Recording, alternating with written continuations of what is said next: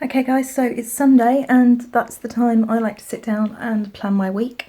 I've got my bullet journal and I've got a pencil and a pen. I don't actually tend to use anything more complicated than that. You can absolutely use pens, and there are lots of bullet journal influencers who will have a whole range of beautiful stationery, and that's lovely.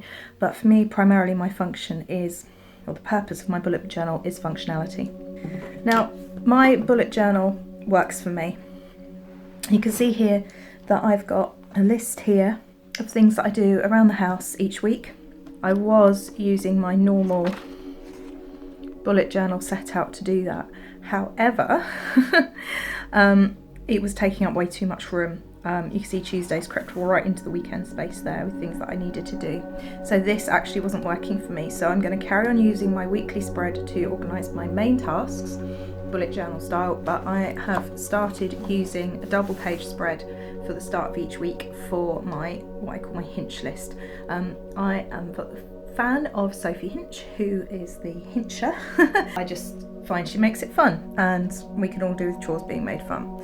So I have that, and then I have my tracker, and then I have my goals split into the project bag, creative and house goals. So I'm ready to start a new week. This does take up a lot of pages in my bullet journal, but I am not afraid to start a new bullet journal if I need to. So how I start, I don't use any fancy writing for this at all.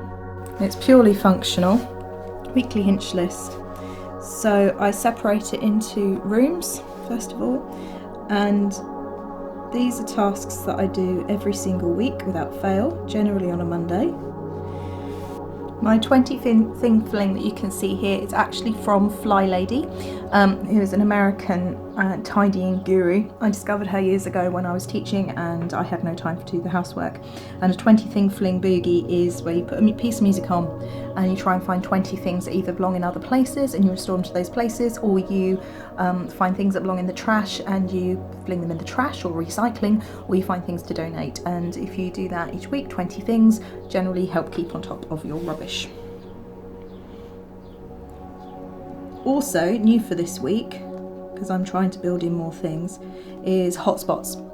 Hotspots are things like flat surfaces where you find yourself just flinging stuff at the end of the day. My bedside cabinet is a major hotspot. My husband's chest of drawers is a hotspot, so I'm hoping to clear a couple of those this week. I will and do refer back to previous Hinch lists to help me. I normally start with the lounge, to be honest, but it's okay. So we're going to have bedroom, and then I keep the hall and dining room as one list because I find the hall to be an extension of my dining room. A lot of these jobs you will see are the same each time.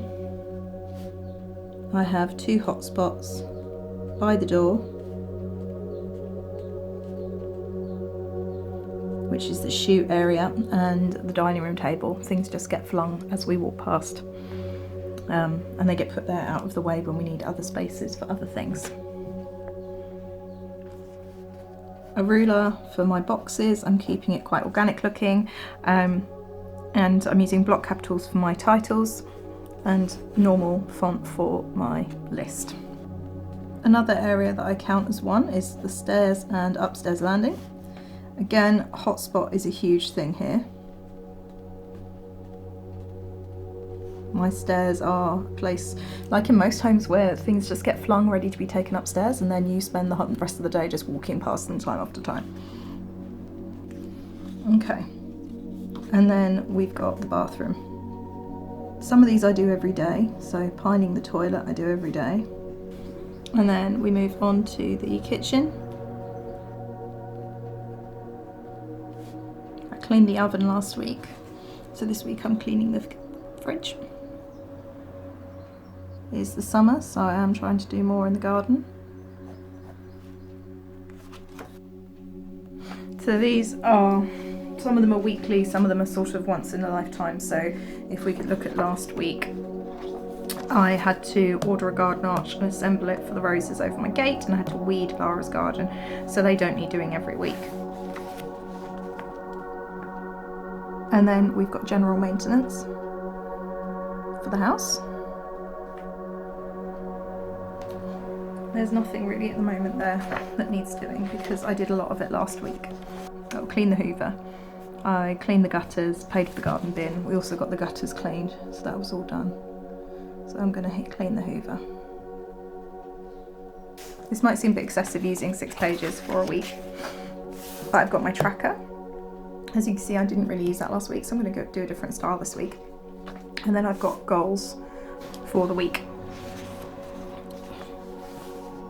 So this time I am going to have a little bit of fun, and I'm just going to do some faux calligraphy here. And what I'm going to do is put the title of each thing I want to do. I'm going to keep it to just the I'm going to keep it to just 6 key things.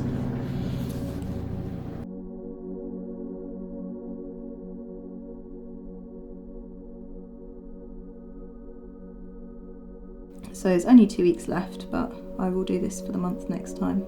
I think if I do like making my bullet journal pretty, but if I focus too much on that, then I end up not getting it done and not using it.